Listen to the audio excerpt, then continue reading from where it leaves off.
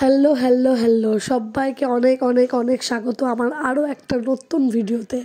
আজ অনেক দিন পর আরও একটা নতুন ভিডিও নিয়ে চলে এলাম। তো তোমরা দেখতেই পাচ্ছ আমরা সবাই মিলে বেরিয়েছিলাম, আমার মাসিমণি, আমার মা, আমার বাপি। তো এখানে আমরা একটা ঠাকুর দেখতে বেরিয়েছিলাম। এটা হচ্ছে আমাদের রামপুরহাটের জগদ্ধাত্রী পুজোতে ঘুরতে যাওয়া। তো দেখো, এই যে আমাদের রামপুরহাটের মধ্যে রেলপাড়ে একটা বিশাল বড় জগদ্ধাত্রী পুজো হয়, সেখানে মেলাও বসে এবং প্যান্ডেল নিয়ে তো কোনো কথা হবে না, তোমরা দেখতেই পাচ্ছ এত সুন্দর প্যান্ডেলের কাজ, মানে কিছু বলার নেই। মানে সত্যি আমরা সবাই মুগ্ধ হয়ে যাই। আমাদের রামপুরহাটের মধ্যে প্রতি বছর এটা বিশাল একটা পুজো হবে। প্রত্যেক বছর ঠিক জগদ্ধাত্রী পুজোর সময় এই পুজোটা হয় রেলপাড়ে, এবং এই পুজোটাতে প্যান্ডেল থেকে শুরু করে ঠাকুর সব কিছু অনবদ্য থাকে। তার সঙ্গে থাকে প্রচুর মেলাতে দোকান, খাবার দাবারের দোকান, এমনি দোকান, এবং এই সঙ্গে মানে সবার সঙ্গে দেখা হওয়া খুব মজা করে কাটে। আমরা প্রতি বছরই একবার করে যাই ঠাকুরটা দেখতে। তেমন ভিড় হয়, বিশাল লাইন করে ঠাকুরটা দেখতে হয়, কারণ প্যান্ডেলটা এতটাই সুন্দর হয় যে বিশাল লাইন থাকে। 6 দিন যদি মেলা থাকে বা 6 দিন যদি ঠাকুর থাকে, তো 6 দিনই ভিড় হয়। এরকম কোনো ব্যাপার নেই যে ভিড় হচ্ছে না, প্রত্যেক দিন ভিড়, মানে শুরুর দিন থেকে একদম শেষ দিন অবধি।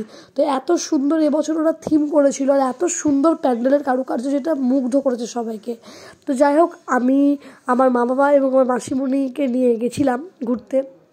দেখতেই পাচ্ছ হাতির কাজ, প্রত্যেকটা হাতি প্লাস যা যে পাখি সব কিছুই জাস্ট অসাম অসাম। আমার তো খুব পছন্দের। তো তোমরা সবাই দেখো, আশা করছি সবার খুব ভালো লাগবে।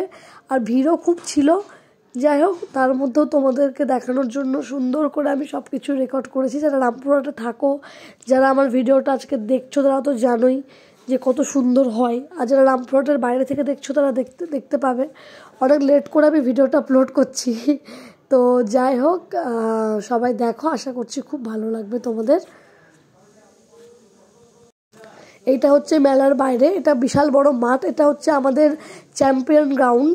এটা আমাদের রেলপাড়ের মধ্যে সব থেকে বড় মাঠ।